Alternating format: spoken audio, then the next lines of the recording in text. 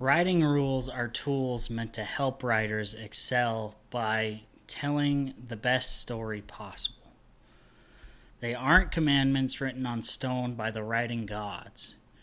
They aren't even really a checklist that you need to follow to a T. They really should be viewed as tools that writers, especially new writers, should use and understand to write the best story possible.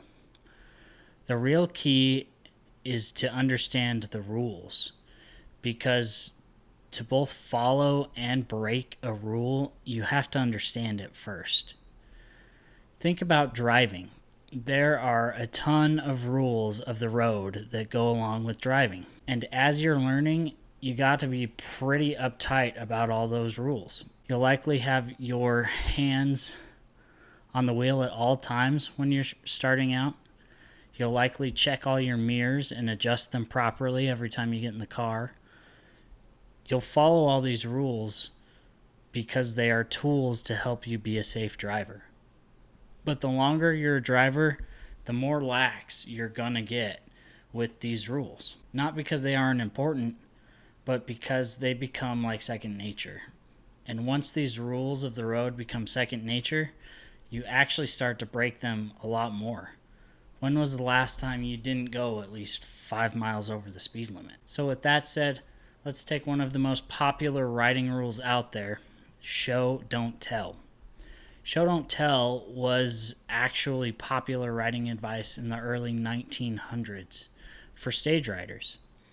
I think this context makes the concept make a lot more sense, at least to me.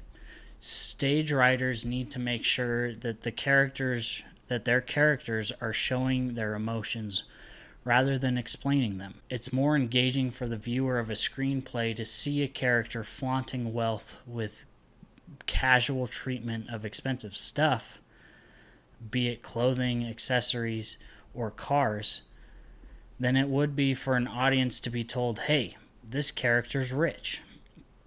I don't know why, but this rule really clicked for me when I realized that it was originally for visual storytelling. And it's advice that I generally agree with. But that doesn't mean that everything in a book should be shown instead of told. That would make a book tedious to read and incredibly painful to write.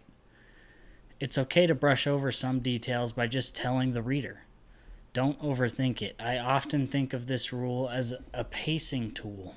If I want a scene to last longer, then I show more.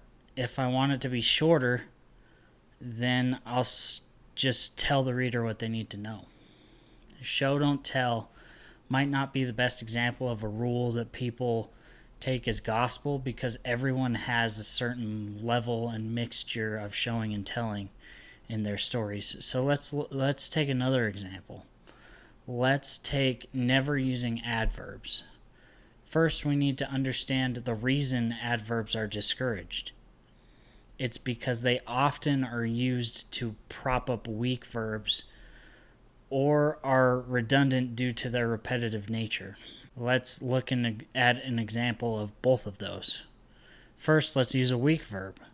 He walked slowly down the street on his broken leg. This sentence isn't necessarily bad, but is walking slowly really the best verb-adverb combination to convey someone struggling down the street on a broken leg?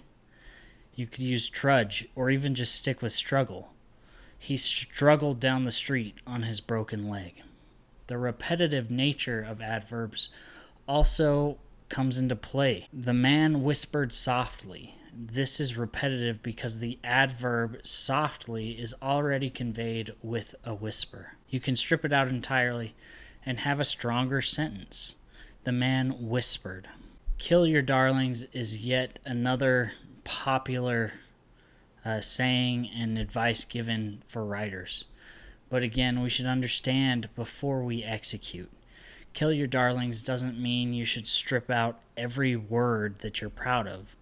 It means that occasionally there are going to be words that you love that are actually hurting your story. These are what should be stripped from your story, and it's incredibly hard to do so. So now that you know why the rule exists, when do you break it? Well, the honest answer is whenever you want. These rules should be prodded and tested.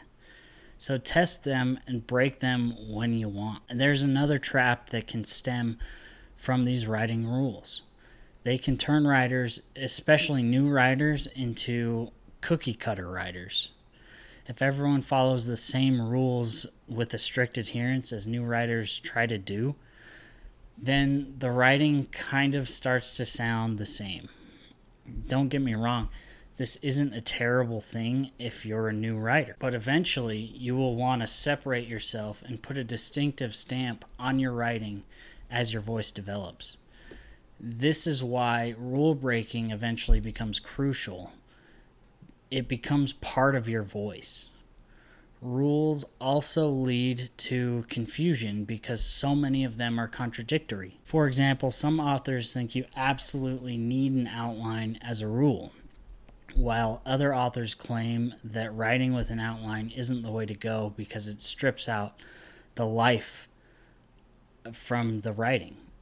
I myself believe that new writers should use an outline until they learn to tell a good story, and then experiment with not using an outline. I think outlines are important for new writers because it gives them direction. All these rules have exceptions. Nothing is set in stone. And you get to decide when you're going to break the rules. I think it's important to note that the rules exist to give structure, and that's why they aren't set in stone. You can structure something a billion different ways. And as you get better at writing, rules become less important because you have different possibilities for how you structure stuff, and you've played around with these different structures. It's almost like the rules change as you gain more writing experience. Think about it this way. New writers need guardrails because they are still figuring out how storytelling works. Experienced writers have already internalized these rules, and they have become like second nature. It's like an amateur chef following a recipe versus a professional chef who can make anything taste good without following anything. Just because rules aren't set in stone, that doesn't mean that they don't matter. There are two rules specifically that I think are universally important. First, to be successful, you want to make sure your writing is entertaining to your target audience. If you write solely for yourself, then this is an easy task. You just have to write something that you are proud of, that you enjoy. If you're writing for agents, then you need to make sure that your final product, not necessarily your first draft, but definitely your final draft, needs to be entertaining to whoever you're trying to present it to. This seems obvious when someone says it out loud, but I don't think it's actually thought about very much. The final rule that isn't really a rule for writing, I guess, it's just general writing advice that I find to be true. Your expectations matter, and they should inform what you pursue with your writing. If you expect to be traditionally published, then you need to take the steps necessary for that to be possible. If you need to write a lot, you need to read a lot, and you have to put your work out there over and over again and endure what seems like endless rejection. If you self-publish, then you have to realize that the average book on Amazon sells like 200 copies. And that number is heavily, heavily skewed because of the bestsellers. So it's skewed upwards. Manage your expectations and realize that if you're going to continue to write, you need to love it, or it'll be incredibly hard to deal with the rejection that you will inevitably receive, whether it's through self-publishing or traditional publishing.